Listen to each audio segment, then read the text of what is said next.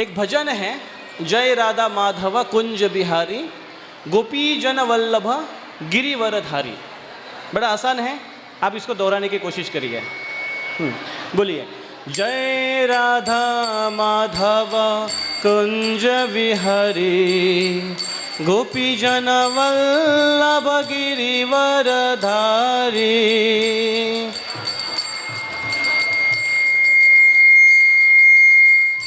सब जन बोलिए, एक माइक लो उधर। जय राधा माधव कुंज विहारी गोपी जन वल्लभ गिरिवरधारी।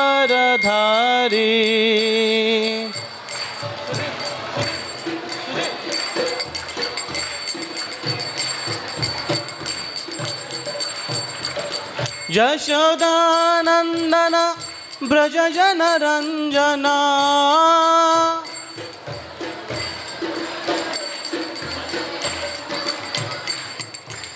यशोदानंदन ब्रज जन रंजना।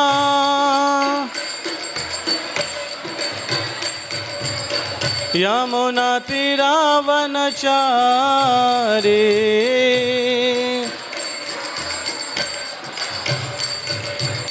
यमुना तीरावनचारी।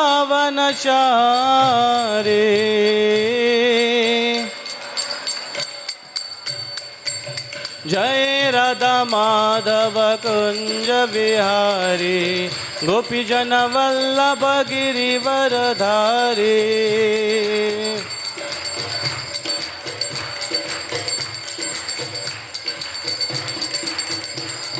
जय राधा माधव कुंज बिहारी गोपी जन वल्लभ गिरिवरधारी।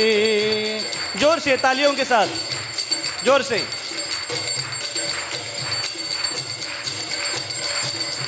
यशोदानंदन ब्रज जन रंजना यशोदानंदन ब्रज जन रंजना। यमुना तीरावनचारी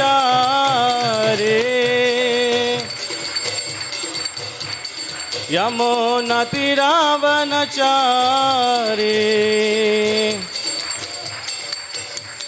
जय राधा माधव कुंज बिहारी गोपी जन वल्लभ गिरिवरधारी।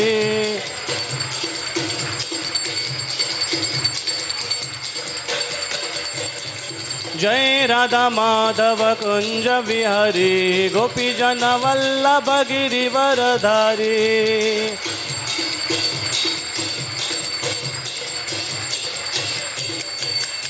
हरे कृष्णा कृष्णा कृष्णा हरे हरे, हरे राम राम राम हरे हरे। बोलिए जोर से, हरे कृष्णा कृष्णा कृष्णा हरे हरे, हरे राम राम राम हरे हरे।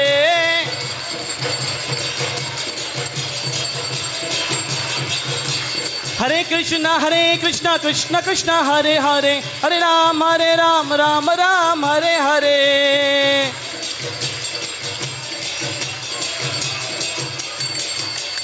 हरे कृष्णा कृष्णा कृष्णा हरे हरे, हरे राम राम राम हरे हरे।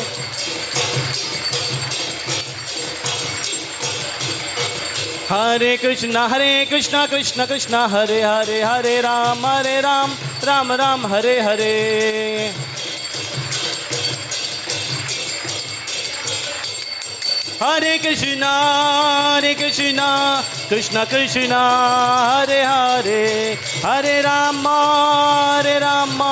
राम राम हरे हरे।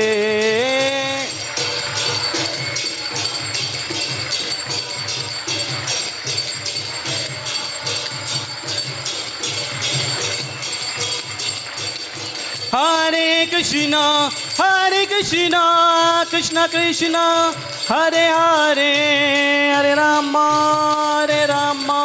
राम राम हरे हरे।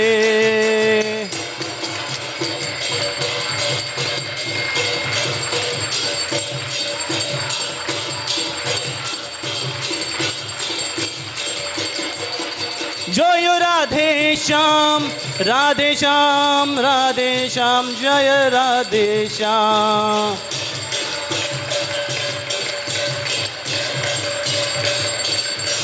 श्री श्री राधा मुरलीधर भगवान की। सब जन पीछे दोहराइए। ओम नमो भगवते वासुदेवाय। ओम नमो भगवते वासुदेवाय।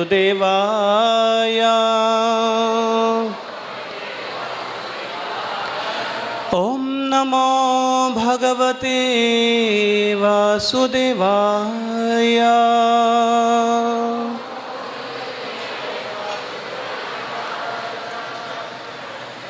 ओम अज्ञानतिमिरान्धस्य ज्ञानाञ्जनशलाकया चक्षुरुन्मिलितं येन तस्मै श्रीगुरवे नमः। नमो विष्णुपादाय कृष्णप्रेष्ठाय भूतले श्रीमते भक्तिवेदान्तस्वामिन् इति नामिने। नमस्ते सरस्वती देवे गौरवाणी प्रचारिणे निर्विशेषशून्यवादी पाश्चात्यदेशतारिणे। जय श्री कृष्ण चैतन्य प्रभु नित्यानंद श्री अद्वैत गदाधर शिवासदि गौर भक्तवृंद। हरे कृष्णा कृष्णा कृष्णा हरे हरे, हरे राम राम राम हरे हरे। सब जन पीछे बोलिए। हे कृष्णा करुणा सिंधो दीनबंधो जगतपते गोपेश गोपिका कांता राधा कांत नमस्तुते। तो इस श्लोक से भगवान को हमने प्रणाम किया और आज बहुत ही पावन पर्व है।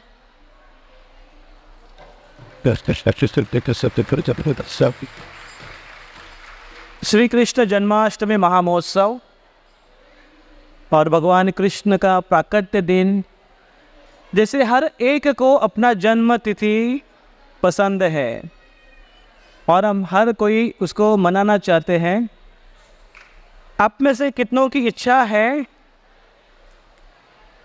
कि आपका जन्मदिन बर्थडे सब लोग सेलिब्रेट करें? कितनों की इच्छा है? हाथ ऊपर करिए। देखिए, आप जब दिन भर में आप जब व्हाट्सएप चेक करते हैं तो आप देखते हैं कि कितनों ने मुझे विश किया है। और उसमें अगर सबने आपको किया होगा और उसमें से 2-4 अगर बचे होंगे तो आपके मन में होगा कि इसने क्यों नहीं किया, है कि नहीं? तो बहुत महत्वपूर्ण तिथि है हमारे दृष्टिकोण से। तो भगवान कृष्ण का जन्म तिथि भी बहुत महत्वपूर्ण है हम सारे भक्तों के लिए। और अगर हम उतने तीव्रता से और अच्छे से अगर उसको मना पाते हैं तो भगवान इससे बड़े संतुष्ट हो जाते हैं। तो क्या आपको लगता है कि भगवान भी अपना व्हाट्सएप चेक करेंगे और देखेंगे कि कौन व्यक्ति है जो मेरे बर्थडे सेलिब्रेशन के लिए आया नहीं है, मेरे उत्सव में आया नहीं है? भगवान को ऑफकोर्स व्हाट्सएप चेक करने की ज़रूरत नहीं है। वो त्रिकाल तज्ञ है, उसको सब चीज़ का पता है और वो भी जानेंगे। और उसमें वो ये भी देखेंगे कि कोई उत्सव में आया था, बस हाजिरी लगाकर चला गया, मेरे सामने केवल माथा टेक कर चला गया है, उसने बाकी कार्यक्रम पूरा अटेंड नहीं किया। भगवान हर चीज़ देखेंगे, क्या उसने महाआरती अटेंड की कि नहीं, या केवल महाप्रसाद खाकर चला गया।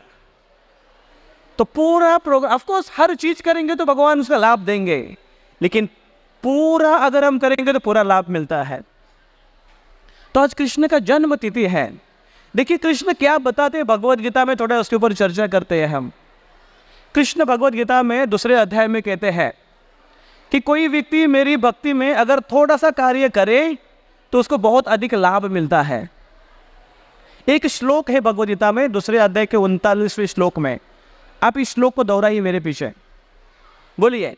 नेहाभिक्रमनाशोस्ति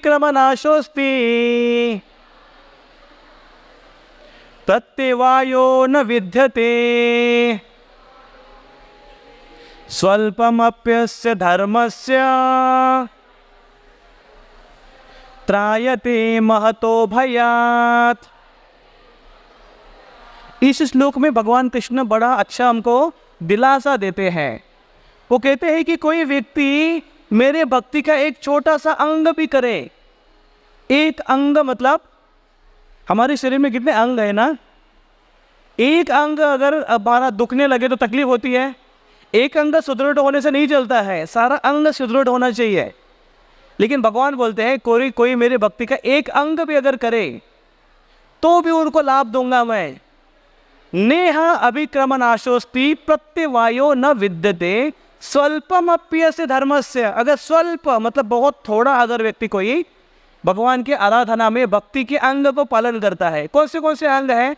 9 प्रकार की विधि बताई गई है। श्रवणम कीर्तनम विष्णु स्मरणम पाद सेवनम अर्चनम वंदनम दास्यम साख्यम आत्मनिवेदनम। 9 भक्ति की विधि बताते हैं कृष्ण। उसमें सबसे पहला है श्रवण, सुनना भगवान के बारे में, कथाओं को श्रवण करना, कीर्तन को श्रवण करना। और दूसरा कीर्तन, गान करना। जैसे आप यहाँ पर बैठे तो आप श्रवण कर रहे हैं, है कि नहीं? मैं बोल रहा हूँ तो मैं कीर्तन कर रहा हूँ। लेकिन आप कीर्तन कैसे कर सकते हैं? आप बैठकर जब हरे कृष्ण महामंत्र का उच्चारण कर रहे तो वो आपका कीर्तन हो गया। जैसे आपसे बोलिए अभी हरे कृष्णा कृष्ण कृष्ण हरे हरे हरे राम राम राम हरे हरे। तो देखिए आपका कीर्तन हो गया। अभी हम दोनों का कीर्तन और श्रवण दोनों क्रिया हो गई। तो ये ऐसी जब हम एक भी अंग का पालन करते हैं, कृष्ण कहते हैं मैं उसको बड़ा लाभ देता हूँ, बड़े से बड़े खतरों से उसको बचाता हूँ मैं। अगर हम भगवान की भक्ति करते हैं, देखिए इस भौतिक जगत का कोई भी कार्य हो अगर अधूरा रहे लाभ नहीं मिलेगा। डिग्री अधूरी रहे लाभ मिलेगा? नहीं मिलेगा। घर अगर आपका अधूरा रहे, छप्पर नहीं बांधा है, दीवार बांध के छोड़ दिया, काम होगा? अगले साल फिर से आपको प्लास्टर करना पड़ेगा, खराब हो जाएगा वो। इस जगत का कोई अधूरा काम हमको यश नहीं देता है, लेकिन भक्ति का अधूरी भक्ति भी हमको यश देती है। कैसे? क्योंकि वो नष्ट नहीं होती, अगले जन्म में वहीं से वो स्टार्ट होती है, या दोबारा फिर से हम उसको रिस्टोर कर सकते हैं भगवान की भक्ति को। ये उसकी विशेषता है। आप में से कितने जन जानते हैं रामायण में जटायु का उदाहरण आता है? हाथ ऊपर करिए। जटायु की कथा कितने जन जानते हैं? हाथ ऊपर करिए। ओ, बहुत भक्त नहीं जानते, लेकिन बहुत भक्त जानते भी हैं। जटायु का कैरेक्टर ऐसे था कि वो एक जटायु एक पंछी है, बड़ा गीध है, गिदाड़। जब राम सीता को जब रावण चुरा कर लेकर जा रहा था, आकाश विमान से, आकाश मार्ग से जा रहा था, तो जटायु आ गया बचाने के लिए। सीता महारानी ने कहा जटायु तुम इससे लड़ो मत रावण से, क्योंकि तुम बूढ़े हो चुके हो, रावण जवान है, शक्तिशाली है, तुमको मार देगा। लेकिन जटायु ने कहा जब तक प्राण में, मेरे शरीर में प्राण है, तब तक मैं लड़ूंगा, सेवा करूंगा, आपकी रक्षा करने की कोशिश करूंगा। आखिर में जटायु जीते? नहीं जीते। रावण ने उसको दोनों पर तोड़ दिए, दोनों पंखों का खंडन कर दिया, और वहां पर, और रावण सीता को लेकर गया। सीता को बचा पाया? नहीं। और जटायु जी पाया? नहीं। अंत में एक कार्य के लिए बचे हुए थे, जीवित थे। किसके लिए? राम को संदेश देने के लिए। कौन सा संदेश? कि ये रावण सीता को लेकर गया है लंका, और अपने आप को बनाए रखे वो प्राण को।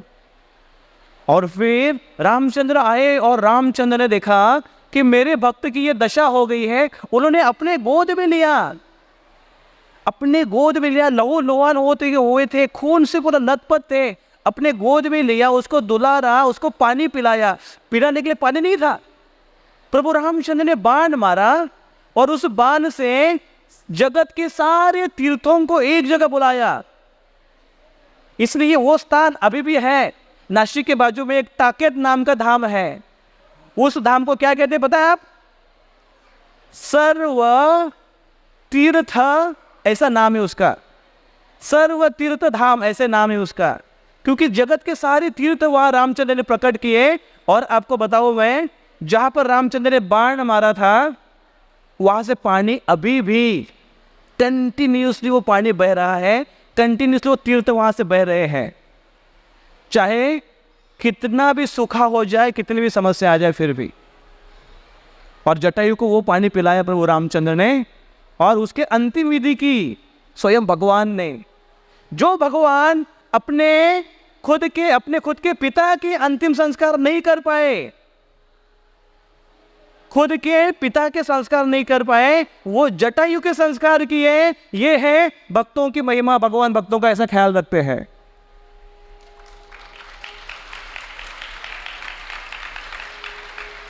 तो देखिए, भगवान हम जैसे भक्तों का ख्याल नहीं रखेंगे?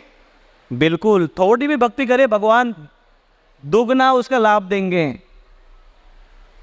एक शास्त्र में तो अधूरी भक्ति की थोड़ी की स्वल्पमप्यस्य धर्मस्य त्रायते महतो भयात, कृष्ण कहते गीता में, अपने वचन से मुकरते नहीं है। दूसरा एक उदाहरण आता है श्री कृष्ण लीला में, और ये लीला मैं कहता हूं आप सबको बहुत पसंद आएगी। पता है क्यों? क्योंकि हम सबकी थोड़ी सी बिजनेस मेंटेलिटी है। एक हाथ में थोड़ा सा देंगे और दूसरे हाथ में कुछ पाने की इच्छा करेंगे। सुदामा की, आप में से कितने जो सुदामा की स्टोरी जानते हैं? हाथ ऊपर करिए। देखिए, जो जटायु की स्टोरी नहीं जानता वो भी सुदामा की स्टोरी जानता है। पता है क्यों? थोड़ा सा पोहा दिया, बदले में ओ आलीशान महल, नौकर चाकर, सोने का बना हुआ, इतने सारे जेवरात, गहने। तो सुदामा की पत्नी ने उनको कहा था कि हमारे पास कुछ है नहीं, मैं आपकी सेवा नहीं कर पा रही हूँ ठीक से, प्लीज आपके मित्र के पास जाओ, कुछ मांगो। लेकिन सुदामा को यह बात पसंद नहीं आई। सुदामा ने कहा कि नहीं नहीं, मांगने के लिए थोड़ा जाना चाहिए, भगवान के पास मांगने के लिए नहीं जाते, भगवान तो मेरे मित्र है। तो पत्नी ने कहा तो फिर जाओ मित्र के पास और बताओ अपने बारे में, वो खुद दे देंगे। तो ऐसे करके वो चले गए। लेकिन सुदामा की पत्नी ने थोड़े से पोहा ला कर दिया। कहां से ला कर दिया पोहा पता है? भिक्षा मांगकर। और भिक्षा में कोई अच्छी चीज देता है? कभी ऐसा हुआ है कि आपके घर के सामने कोई महिला आई है और आपके घर के सामने पुकार रही है, भाई आहे का गकाई? ऐसे करते हैं ना भुसावल में, मैंने सुना है। वो घर के सामने आकर ऐसे चिल्लाते, भाई आगे क्या है? आहे का गकाई। तो कभी ऐसा हुआ है कि उसने बोला आहे का गकाई, तो आप बोले रुको रुको रुको रुको, पूरन पोड़ी बना के देती हो, गरम गरम करके देती हो, ऐसा कभी होता है? नो, 2-4 दिन का बासी होगा, कल का बासी होगा, वो उठा के देते हैं उसको। सुदामा को जो पोहा मिला, इसी कैटेगरी का पोहा मिला था।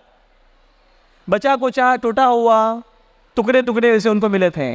वो टुकड़े लेकर उन्होंने वो गए कृष्ण के पास। गेट पर जाकर बोला, बड़ा गाना बड़ा फेमस हो गया था वो, नहीं? कौन सा गाना था वो? अरे द्वारपालो, है कि नहीं? तो गेट पर आ गए और उन्होंने कहा कि मेरा मित्र है कृष्णा। द्वारपाल को भी लगा कि भाई ऐसा मित्र है इसका, कृष्ण का। मैसेज दिया कृष्ण को। और कृष्ण, देखो अभी कृष्ण अपने पत्नी के साथ बैठे हुए थे। कृष्ण की सबसे पहली पत्नी का नाम कौन बताएगा? हाथों पर करिए। 1 2 हाथ इधर है, वहां पर 1 2 3 4 5, यहां पर 1 2 3 4 5। ओके, माताओं से एक चांस है, हाथ ऊपर करिए। जो जिसका बड़ा ऊपर हाथ उसको बता पूछूंगा मैं। अच्छा, वो छोटी सी लड़की है, हाँ, वो खड़े होकर, लड़का है कि लड़की? खड़े होकर बोलो क्या नाम है। Stand up. कृष्ण के पहले पत्नी का नाम जोर से बोलो। शाबाश, उसके लिए जोरदार ताली। बैठ जाओ। क्या ये उत्तर बराबर है? उत्तर बराबर है, रुक्मिणी। तो अपने पहली पत्नी, बहुत प्रिय पत्नी, उनके अपने बेडरूम में बैठे हुए थे, उनसे चर्चा कर रहे थे, और मैसेंजर बता रहा है कि गेट पर एक ऐसे भिखारी जैसे आया है, ब्राह्मण आया है, कोई बोल रहा है कि आपका दोस्त है। बोले नाम क्या है? नाम सुदामा। जैसे ही सुदामा नाम सुना, कृष्ण जो भी था सबको छोड़कर भागे भागे चले गए। रुक्मिणी उनके पीछे पीछे गई, क्या हो गया देखने के लिए, और कृष्ण भागे भागे गेट पर गए। उनके पीछे सारे उनके जो सेवक है वो चामर ढुलाते हुए, मोर पंख हाँकते हुए उनके पीछे पीछे पीछे चले गए। और फिर वहां पर जाकर कृष्ण ने सुदामा का स्वागत किया, गले मिले, और साथ बड़े अच्छे से स्वागत करते करते अंदर लेकर आए। देखिए इसके बाद इसको बोलते हैं ना कि सही मित्र। आज देखो थोड़ा भी अगर किसी का धन बढ़ गया हो तो तुरंत उसकी मति बदल जाती है। जो आज आपको पूछने वाला था, कल आपको बोलेगा कौन है भाई, कौन है, कहाँ से आए हो, पतले गले से निकल जाओ। बहुत बार तो ऐसे होता है कि जो मित्र आपको बहुत मित्रता दिखा रहा है, वो सामने से अगर आ रहा है तो ऐसे टर्न मार के लोग जाते हैं। आप में से कितनों को ऐसा अनुभव है कि आपके जो टीचर्स जो आपको बहुत विशेष लगते हैं, वो टीचर आपको अभी भी उनके मन में, आपके मन में उनके प्रति रिस्पेक्ट है? कितनों को ऐसा हाथ ऊपर करिए, स्पेशल फेवरेट टीचर आपके हो। और कितनों को ऐसा लगता है कि वो टीचर वहां से आ रहे हैं तो आप उनके सामने उनका वेलकम करने के लिए जाइए, हाथ ऊपर करिए। देखिए अभी भी संस्कृति जीवित है, क्योंकि अभी भी ऐसे टीचर्स हैं, ऐसे आदर्श शिक्षक भी हैं आजकल। और अगर नहीं है तो बनने की कोशिश करनी चाहिए, ताकि विद्यार्थी इस प्रकार से रिस्पेक्ट कर सके। तो कृष्ण गए और कृष्ण जाकर उनको मिले और लेकर आए। अभी कृष्ण ने क्या किया देखिए, अपने आसन पर सुदामा को बिठाया, खुद नीचे बैठ गए, और एक बगोड़ा लेकर, जल लेकर कृष्ण सुदामा के पैर धोने लगे। देखो सुदामा के पैर धोने लगे, और पैर धोकर जो जल निकला वो जल अपने माथे पर लिया कृष्ण ने। उनकी पत्नियां है वो भी अपने माथे पे ले रही है। भक्तों के चरणों का जल भगवान अपने माथे पर ले रहे हैं। सोचिए, है कि नहीं विशेष? ये है भगवान, कभी अपने भक्तों को बोलते नहीं हैं।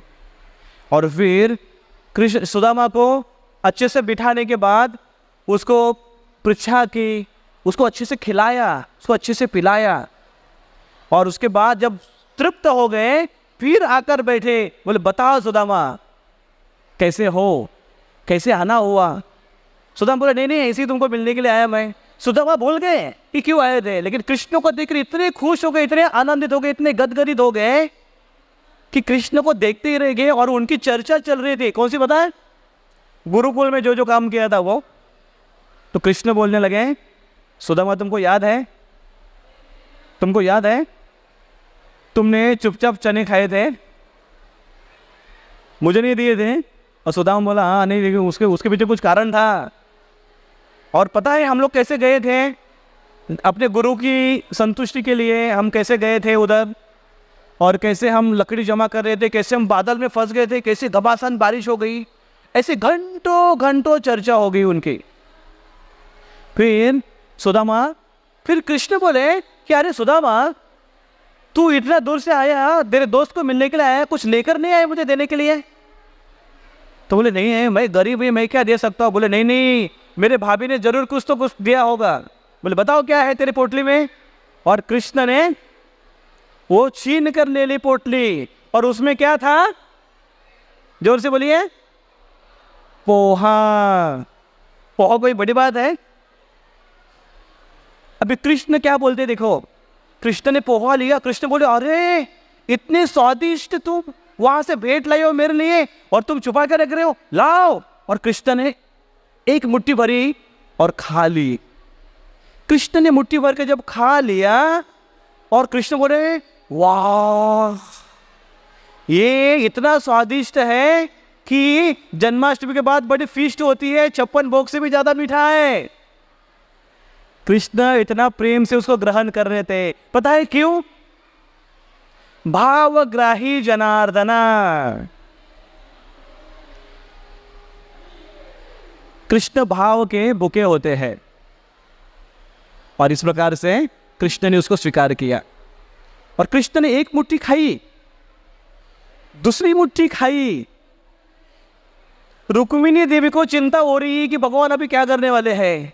तीसरी मुट्ठी जैसे ही खाए, हाथ पकड़ लिया, बोले बस भगवान और मत खाइए, क्योंकि 2 मुट्ठी में ही आपने उनको पूरे जगत का सारा ऐश्वर्य दे दिया है।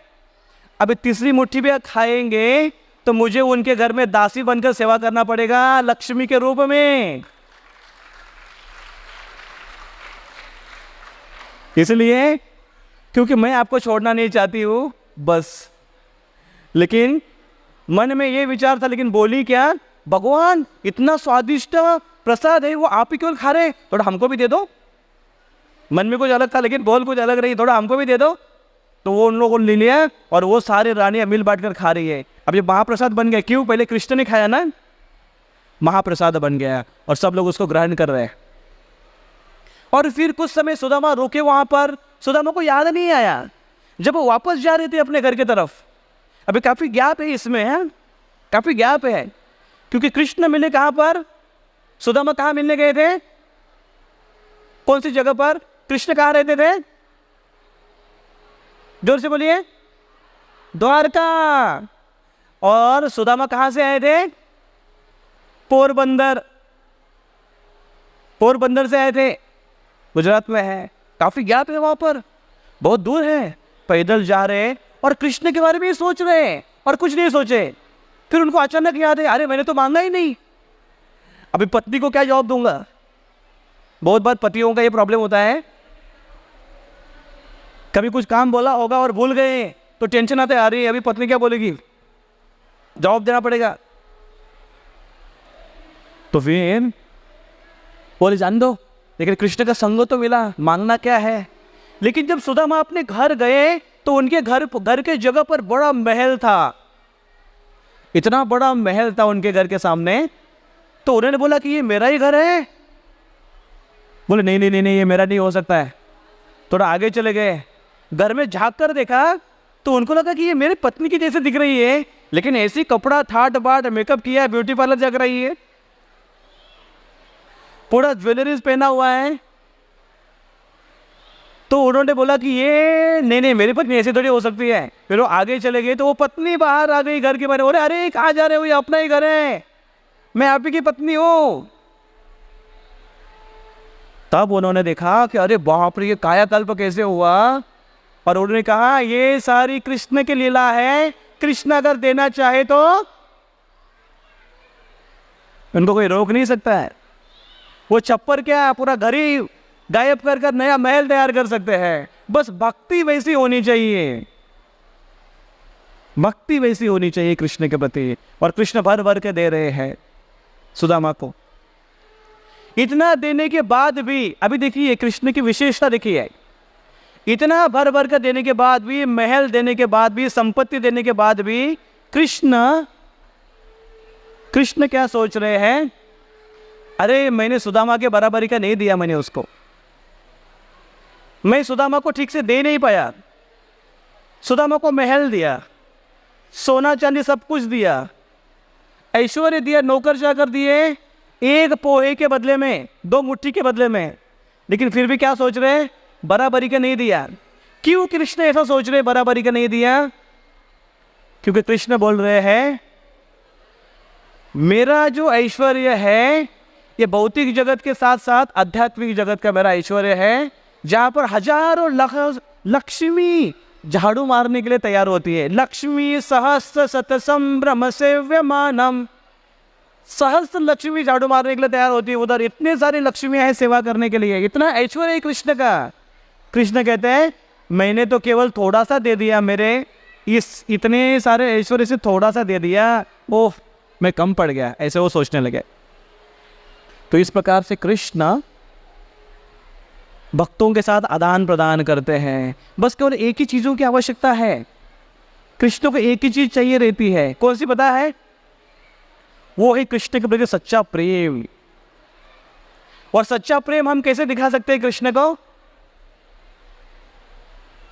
जो वो चाहते हैं वो हम अपनी मर्जी से कृष्ण को संतुष्ट करें, उससे अच्छा है कि हम कृष्ण की मर्जी से कृष्ण को संतुष्ट करें। क्या कहते हैं कृष्ण?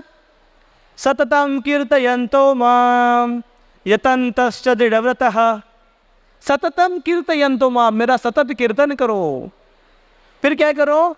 यजन्ति, यजन करो, पूजा अर्चना करो, मेरे विग्रह की अर्चना करो, वो आरती को देखो, उनकी भक्ति करो, उनके नाम का रोज जप करो। हरे कृष्णा कृष्णा कृष्णा हरे हरे, हरे राम राम राम हरे हरे।